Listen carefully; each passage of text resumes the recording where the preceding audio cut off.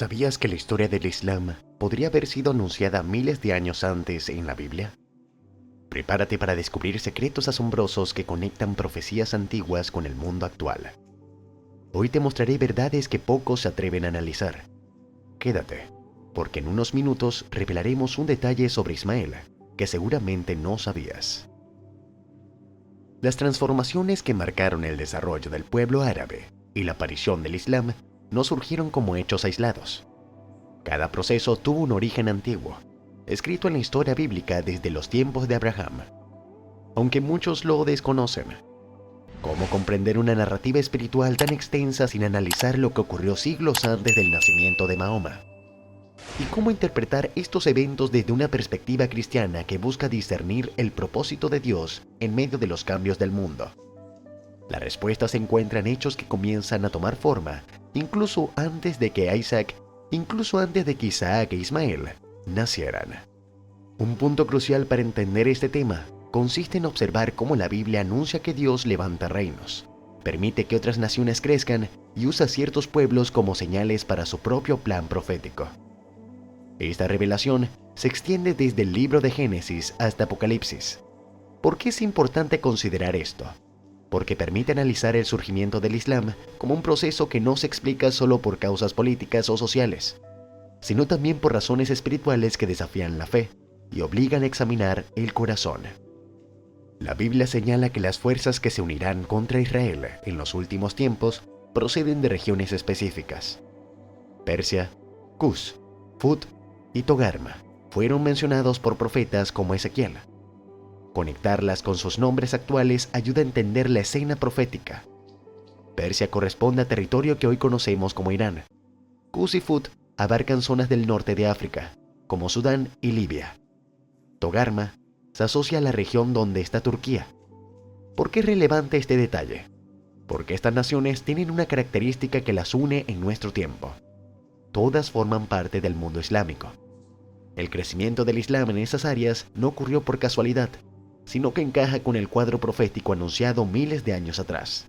Mucho antes de estos eventos, la línea familiar de Abraham comenzó a dividirse con el nacimiento de Ismael y luego con Isaac. Ambos formaban parte del hogar de Abraham, pero sus destinos no serían iguales. El texto bíblico explica que Dios estableció su pacto principal con Isaac, aunque también prometió bendición a Ismael. Esta verdad genera preguntas importantes. Si Dios tenía un plan con Isaac, ¿por qué permitió que Ismael llegara a convertirse en padre de una gran nación? ¿Y qué relación tiene esto con el escenario espiritual de hoy en día? Ismael nació cuando Abraham todavía esperaba el cumplimiento de la promesa que Dios le había dado. La tensión aumentó cuando Isaac llegó al mundo y ambos niños crecieron bajo el mismo techo. En ese ambiente familiar se originó un conflicto que más tarde influiría en la historia de los dos pueblos. Sara observó una actitud de Ismael hacia Isaac que interpretó como una amenaza. ¿Qué vio ella realmente? ¿Una burla común entre hermanos o un problema que podía afectar herencia espiritual? Su reacción fue inmediata y firme. Esta situación llevó a Abraham a enfrentar una decisión difícil: despedir a Agar e Ismael. Aunque para él fue un momento doloroso, Dios mismo habló y confirmó que la promesa principal pasaba por Isaac, pero que también levantaría una nación a través de Ismael, porque era descendiente suyo. El relato describe cómo Agar e Ismael quedaron solos en el desierto, enfrentando la desesperación total. Cuando pareció que la muerte era inevitable, Dios escuchó el llanto del joven y envió ayuda. ¿Por qué Dios intervino en ese instante tan crítico? La explicación se encuentra en el compromiso que él había hecho con Abraham. Dios abrió los ojos de Agar, mostró una fuente de agua y permitió que Ismael creciera, se fortaleciera y formara su propio linaje. Ese linaje, con el paso del tiempo, se convirtió en grupos tribales distribuidos en regiones amplias de la península arábica, cumpliéndose la promesa divina.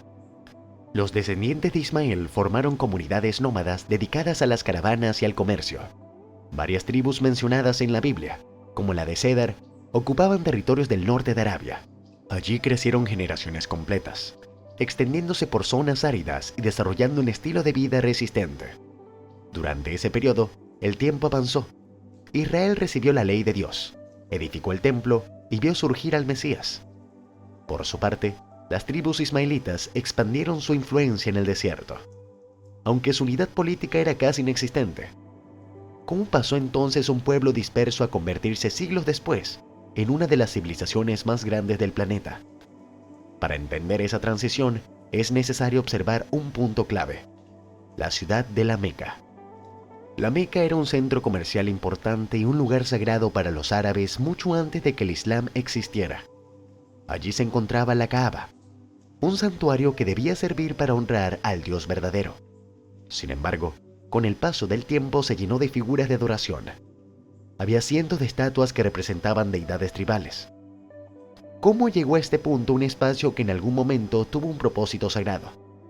La respuesta se encuentra en la mezcla de tradiciones y en la ausencia de conocimiento de Dios tal como se había revelado a Abraham. Dentro de ese contexto espiritual nació Mahoma, descendiente de Ismael por el linaje de Quraysh. Mahoma quedó huérfano a temprana edad y se desarrolló entre caravanas comerciales. Observó el comportamiento de las personas, el manejo de los negocios y la religiosidad de su entorno. Con el tiempo, adquirió reputación por su honestidad, a tal punto que lo llamaban el confiable. A los 40 años, afirmó haber recibido un mensaje del ángel Gabriel. Su predicación se centró en declarar que solo hay un Dios, al que llamó Alá, y que la adoración a ídolos debía terminar. Este llamado provocó rechazo inmediato en su ciudad, generando persecución y sufrimiento para sus seguidores. La situación cambió cuando Mahoma huyó a Medina. En ese lugar, donde las tribus árabes salían a enfrentarse con frecuencia, se formó una comunidad basada en la fe monoteísta.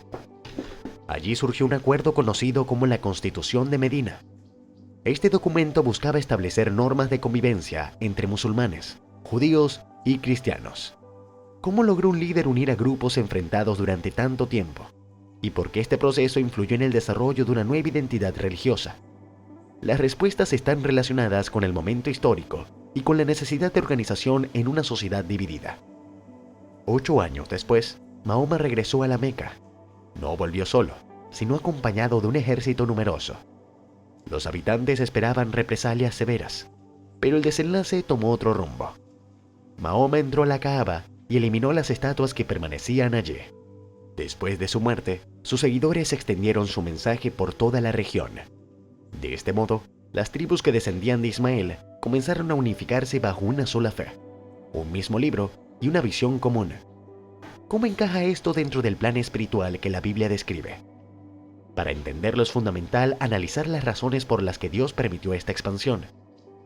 Una de esas razones, según la perspectiva cristiana, es que Dios prueba la fe de su pueblo permitiendo la aparición de mensajes que compiten con la verdad.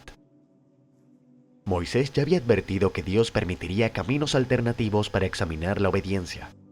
Esta idea resulta impactante. Dios permitió que existiera el Islam para que las personas eligieran entre la verdad revelada en Cristo y otras enseñanzas que negaban su identidad divina. El apóstol Juan explicó que quien niega al Hijo tampoco tiene al Padre. ¿Qué implica esto para quienes buscan la verdad espiritual? Implica que la confesión de Jesucristo como Hijo de Dios es el punto clave que determina si una doctrina procede realmente del Señor. Otra razón que aparece en la Biblia es que Dios usa naciones extranjeras para disciplinar a su pueblo cuando éste se aleja. El ejemplo de Babilonia es claro.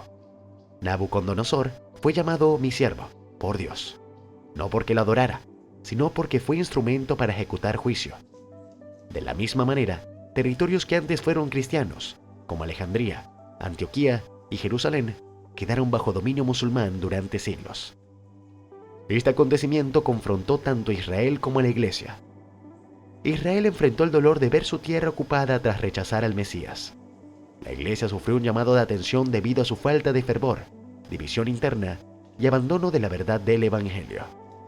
El Islam, al convertirse en una fuerza geopolítica enorme, no solo transformó la historia política y cultural de vastas regiones, sino que también adquiere un significado profético, según la interpretación bíblica de los últimos tiempos.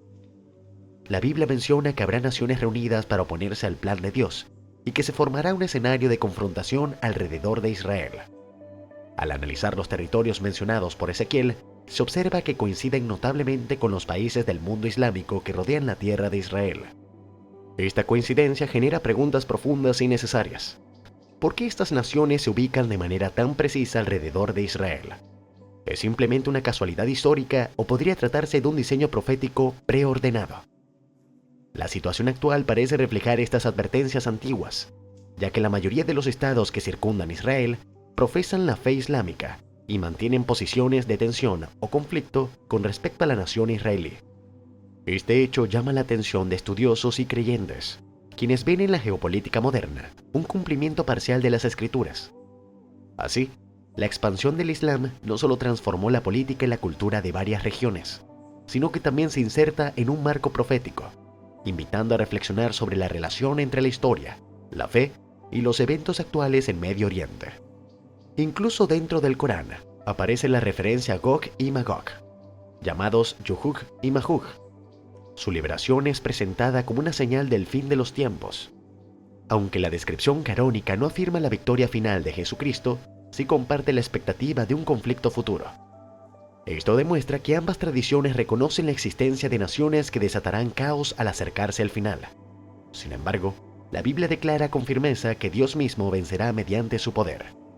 Ahora bien, entender este tema no debe generar temor, sino discernimiento. Cada acontecimiento histórico, desde el nacimiento de Ismael hasta el surgimiento del Islam, forma parte del proceso que señala el avance de las profecías. ¿Qué implicaciones tiene esto para quienes siguen a Cristo hoy?